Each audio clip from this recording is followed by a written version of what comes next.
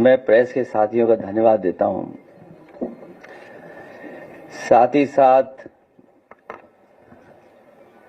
Samajwadi party के हमारे अयोध्या के सभी नेताओं का भी धन्यवाद देता हूं।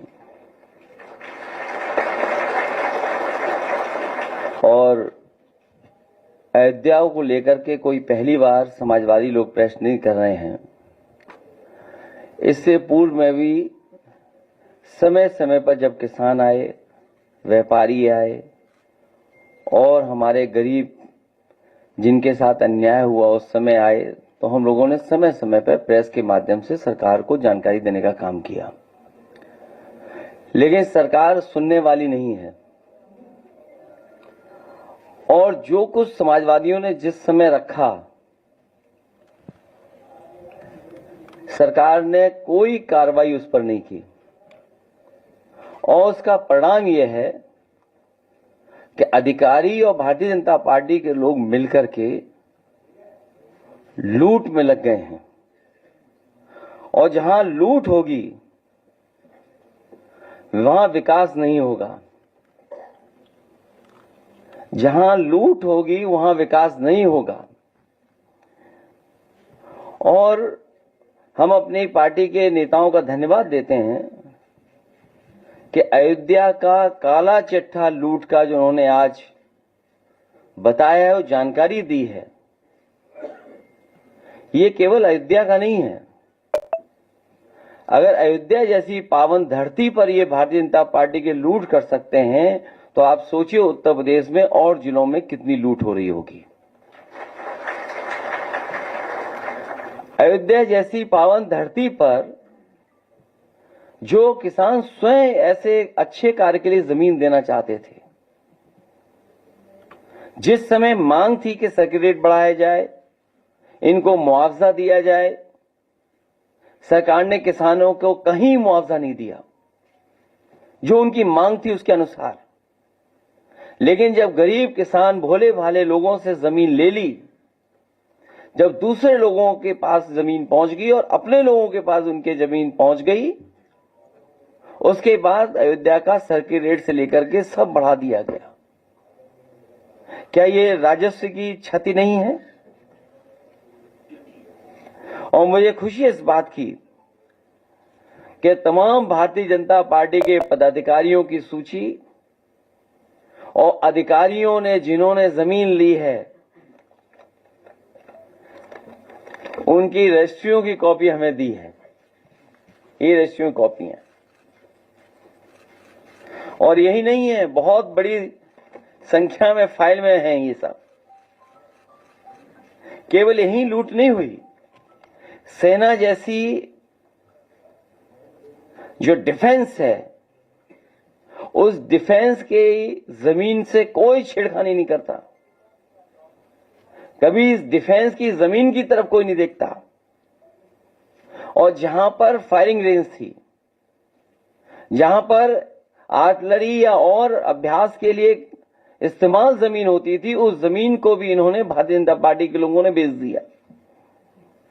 और अपनी हार के कारण जनता को दुख देने के लिए, जनता को परेशान करने के लिए रेलवे अलाइनमेंट भी बदल दिया।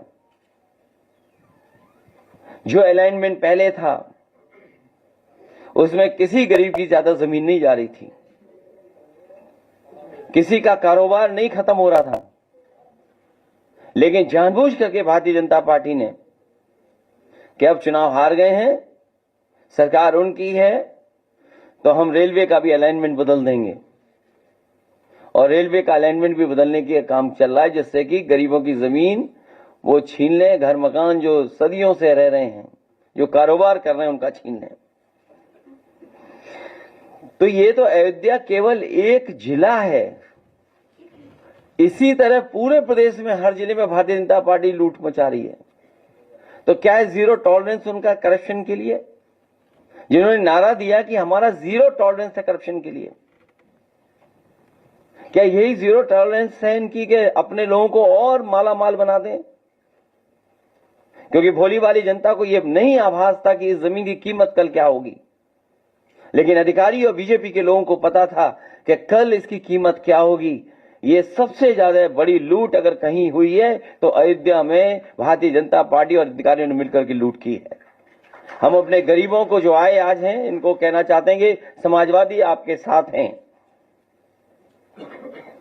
और जितने भी विकास कार्य हो रहे हैं उसके विकास के खिलाफ नहीं है।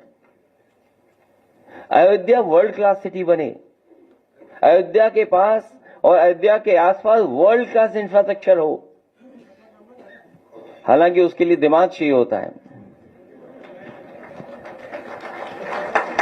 अगर वर्ल्ड क्लास इंफ्रास्ट्रक्चर और वर्ल्ड क्लास सिटी बनाने के लिए हम अपने अयोध्या वासियों को भरोसा दिलाते हैं कि 2 साल के बाद जब सरकार समाजवादियों की आएगी, अयोध्या को वर्ल्ड क्लास सिटी और किसी भी हमारे गरीब किसान उसका नुकसान नहीं होने दिया जाएगा, उनकी ज्यादा से ज्यादा भरपाई की जाएगी। और अगर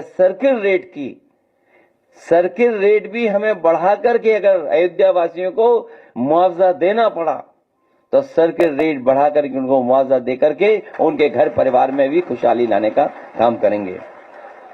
चाहे ओवरब्रिज हो या जो प्राइवेट बिल्डर्स को जमीन दी जा रही है, महर्षि योगी जी के नाम पर जो ट्रस्ट था उसमें भी कुछ अधिकारी लोग घुस गए हैं, पता लगा है, केवल इसलिए कि उन्हें पता है कि उसकी कीमत कल क्या होगी। तो एक तरफ तो जहां ये लूट मची उत्तर प्रदेश में, वहीं अन्याय की सब सीमा टूट गई हैं। अभी हमें सुल्तानपुर के परिवार के सदस्य मिले जिनके बेटा इंजीनियर।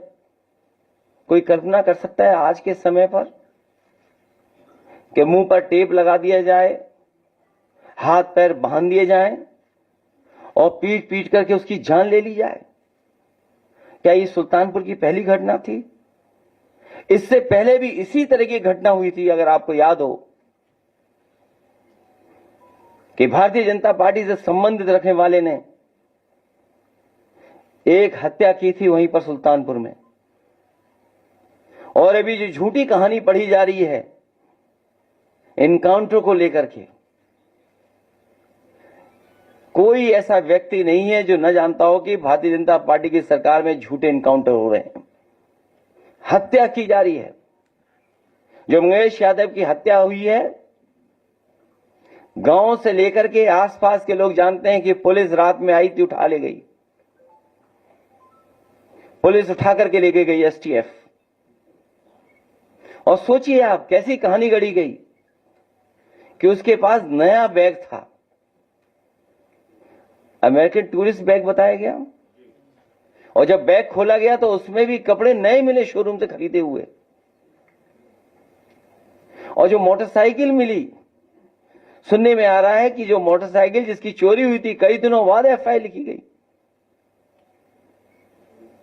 और उसके घर परिवार के लोगों के मां का इनको दर्द समझ में नहीं आ रहा, बहन के आंसू नहीं समझ में आ रहे हैं।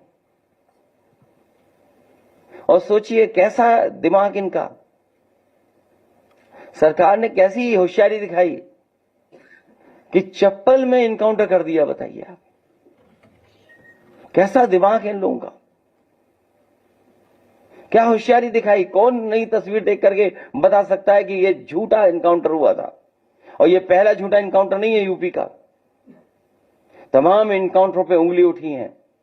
जिस समय पहला इनकाउंटर नोएडा में जिम इंस्पेक्टर को हुआ था, उस समय भी हम लोगों ने कहा था कि पुलिस वालों ने लूटने के लिए, दबाव बनाने के लिए हत्या का प्रयास किया है और उस समय भी कार्रवाई नहीं हुई है। अभी तक जितनी भी हत्याएं हुई हैं या इनकाउंटर हुए हैं, सबसे ज्यादा पीड़ित परिवार के लोगों की हत्या की सरकार ने।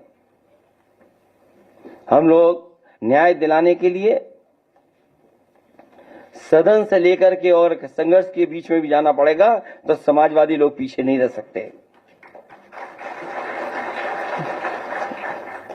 और भाजपा ने तो इतने इनकाउंटर किए, उत्तर प्रदेश को फर्जी इनकाउंटर की राजधानी बना दी इन्होंने। फर्जी इनकाउंटर की राजधानी बनकर के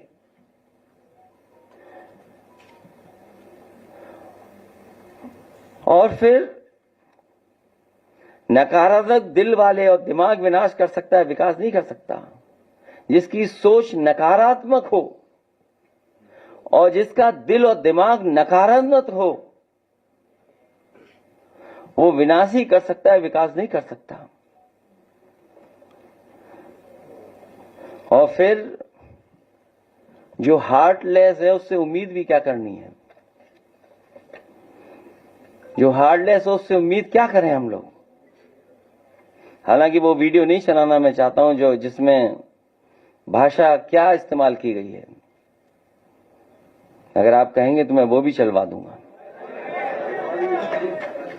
हालांकि वो उचित नहीं है, अनपार्लियामेंट्री वर्ड्स हैं उसमें।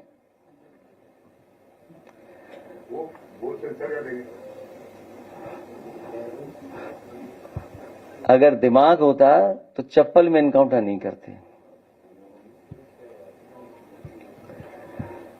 इसलिए जहां ये सरकार लूट कर रही है वहीं इनकाउंटर करके डराना चाहती है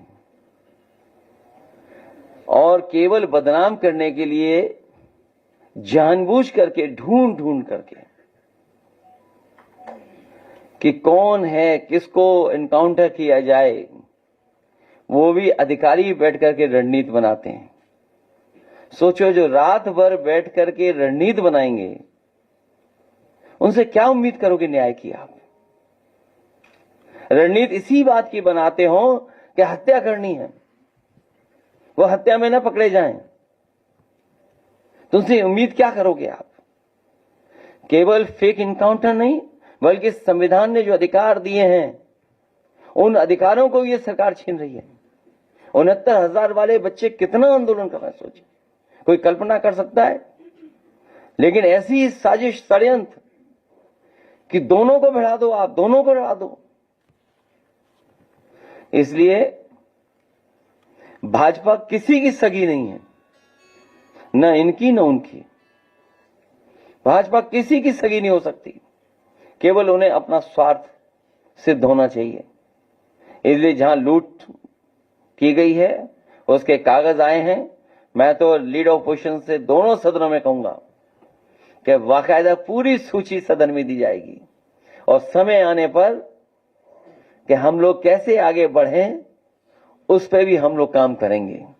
क्योंकि अभी कुछ नाम आए हैं तस्वीरों के साथ, अभी बहुत सारे नाम आना बाकी हैं, जिसमें बहुत जिम्मेदार अधिकारी भी हैं और भारतीय जनता पार्टी के बड़े बड़े नेता और पदाधिकारी भी हैं। तो सर इस पे एक्शन होगा सर? दोनों सूची अगर जाएगी पार्लियामेंट में कुछ होगा सर इस पे? बिल्कुल होगा। अभी से ही होने लगा, कोई सवाल ही नहीं पूछ रहा भाई। वो तो देखिए अभी से ही असर दिखाई देने लगा है। और कौन नहीं जानता है, यहां जितने लोग बैठे हैं, मार्केट वैल्यू क्या है, सर्किट रेट कब बढ़ाया गया, ये तो कम से कम आपको भी पूछना चाहिए कि जब गरीब से जमीन ली जा रही थी उस समय सर्किट रेट क्यों नहीं बढ़ाया गया? कम से कम गरीब के घर में 2 पैसे ज्यादा आ जाते। लेकिन आप कारोबार करवाना चाहते थे, अपने लोगों को लाभ पहुंचाना चाहते थे। 17 से बंद है। अखिलेश जी, आज की जो जिस तरीके से सीटें आई है और पीडीए के लोगों का जो जिस तरीके से यहाँ पे शोषण हो रहा है, अभी आप देखिए बाहरी वाले मामले में जिस तरीके से योगी जी ने कहा था विधानसभा में सिर्फ 2 लोगों को हाईलाइट किया जाता है पीडीए के और बाकी लोगों के नाम छुपा दिए जाते हैं। ऐसे में आप किस तरह काउंटर करेंगे इन सब बातों को लेकर? नहीं, इससे भी महत्वपूर्ण ये है कि जो रजिस्ट्रियों की हमें कॉपी दी गई है इसमें सबकी फोटो लगी हुई है, उनके परिवार के लोगों के रिश्तेदारों की भी फोटो है। तब मुख्यमंत्री जी कोई दूसरी सूची नहीं पढ़ पाएंगे।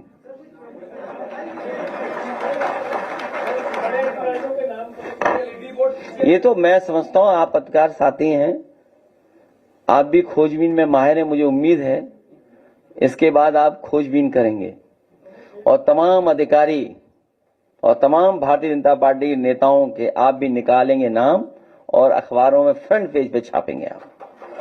कम से कम हमारे कैमरामैन तो अच्छे हैं, जो हम बोलते हैं वही चल जाता है, लेकिन लिखने वाले थोड़ा बहुत कंजूसी करते हैं।